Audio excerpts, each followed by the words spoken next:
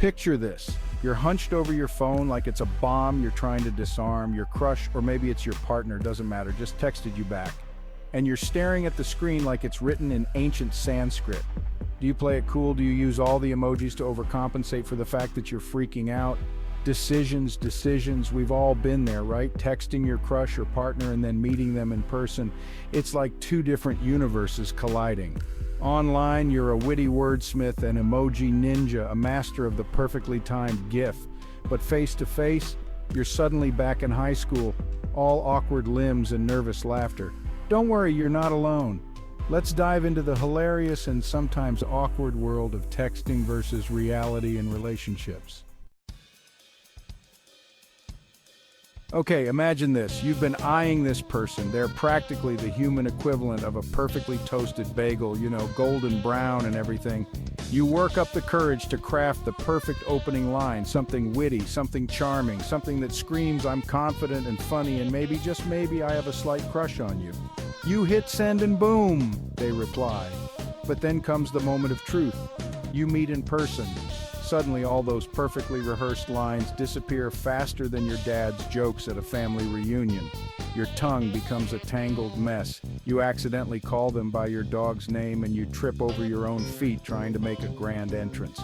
Smooth move, Romeo. Ah, flirting. The art of playful banter, subtle compliments, and emojis that make you question your own sanity.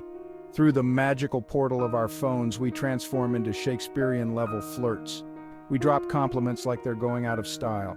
Your eyes are like the ocean, deep and mysterious. Also, I like your shoes. But then you see them across the room. Suddenly, your inner Shakespeare takes an extended coffee break.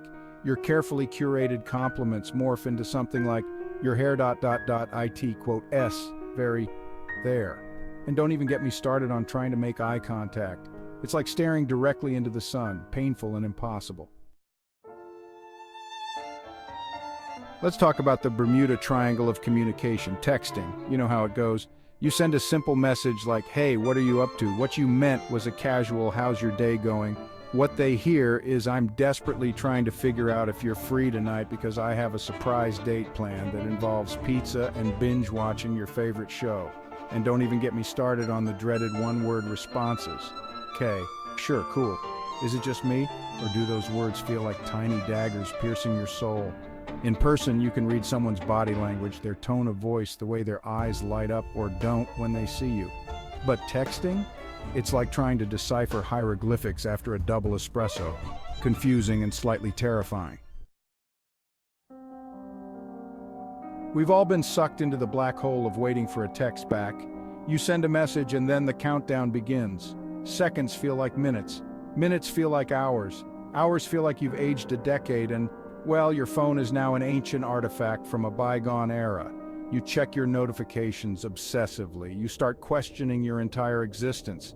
In person, at least you get an immediate response. Sure, it might be a stammered, or an awkward silence, but it's something. You don't have to spend hours deciphering the hidden meaning behind a single K. You can see the fear in their eyes when you tell a bad joke. You can witness firsthand the pure joy on their face when you bring them their favorite snack. Emojis, the universal language of the digitally challenged. Can't find the right words? Emoji it is. Feeling lazy? Emoji. Trying to subtly hint that you're in love with someone but also terrified of rejection? There's an emoji for that. Our texts become a kaleidoscope of tiny faces, hearts, and random objects that may or may not accurately represent our current emotional state. But here's the thing about real life. We're not always equipped with the perfect emoji for every situation. Sometimes you have to use your words, people. Express your feelings. And for the love of all that is holy, please stop communicating solely through eggplant and peach emojis. It's creepy.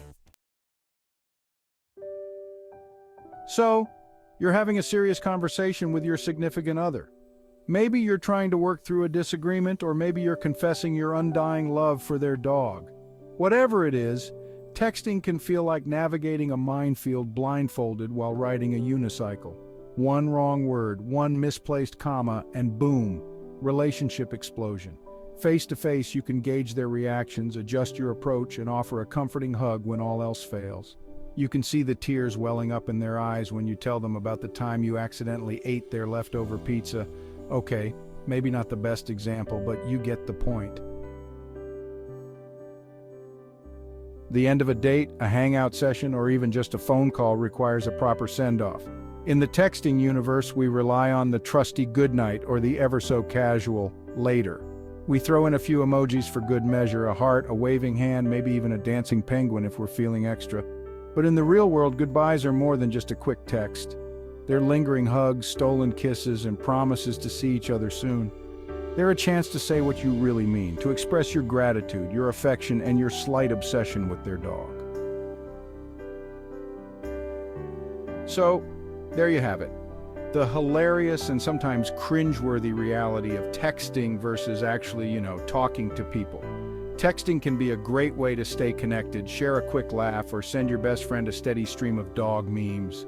But let's be real, nothing beats the magic of real-life human interaction. The way someone's eyes light up when they see you, the warmth of their touch, the sound of their laughter, those are the moments that make life worth living. What are some of your funniest or most awkward texting versus reality stories? Share them in the comments below. I live for a good secondhand awkward encounter.